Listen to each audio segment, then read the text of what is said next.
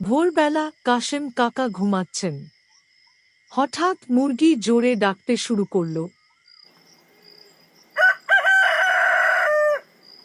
উফ, এই মুরগিটা না, একদিন ঠিক করব। কাকা ঠিক করলেন মুরগিটাকে ভয় দেখাবেন। রাতে উঠানে বসে থাকলেন একটা ঢোল নিয়ে। কালকে এই মুরগি ডাকলে আমি ঢোল পিটাবো। ভোর হল। মুরগি ডাকতে না ডাকতেই